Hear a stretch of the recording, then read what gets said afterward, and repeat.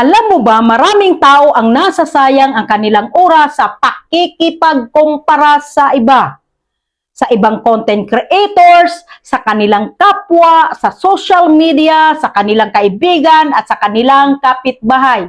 Pero alam mo ba ang tunay na hamon sa buhay? Hindi kung sino ang hihigitan mo sa iba, kundi kung sino ang hihigitan mo sa sarili mo kahapon.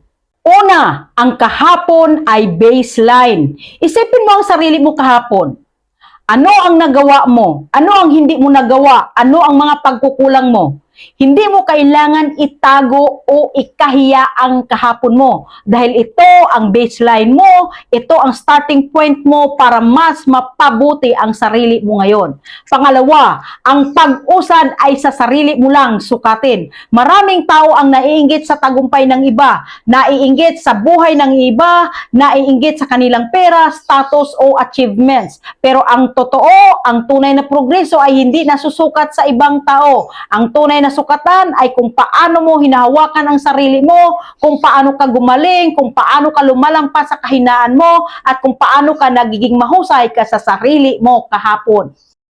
Pangatlo, ang mga maliit na hakbang ay malaking pagbabago. Hindi mo kailangan maging perpekto. Hindi mo kailangang tapatan ang ibang tao. Ang kailangan mo lang gawin ay gumawa ng konting hakbang araw-araw. Konting disiplina, konting pagsusumikap, konting pagbabago sa mindset mo. Kapag ginawa mo ito araw-araw, kahit simpleng bagay lang, ang resulta sa dulo ng taon ay makikita mo. Ang dati mong sarili kahapon ay parang isang baguhan lang kumpara sa magiging ikaw ngayon.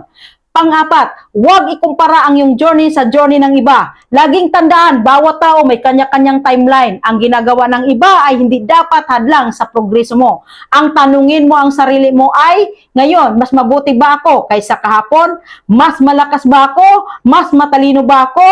Mas maayos ba ang aking buhay? Kung ang sagot ay oo, congratulations! Ikaw ay nagtatagumpay sa iyong sariling laban. Kaya simulan mo ngayon. Huwag mo nang palampasin ang oras mo sa pangungulit sa ibang tao. Huwag mo nang sayangin ang lakas mo sa inggit. Ang dapat mong higitan ay sarili mo kahapon. Ang dapat mong talunin ay ang version ng sarili mo na takot, tamad o nagdadalawang isip. Gawin mong inspirasyon ang kahapon, hindi hadlang. At bawat araw, tanungin mo ang sarili mo. Paano ko mapapabuti ang sarili ko ngayon kumpara kahapon? Kapag ginawa mo ito araw-araw, unti-unti makikita mo ang buhay mo ay hindi lang basta umiikot, nagiging mas makabuluhan, mas productive, mas maligaya, at higit sa lahat, ikaw ay nagiging mas malakas sa version ng sarili mo. Ano, game ka na ba? Paki-comment, like, follow, and share.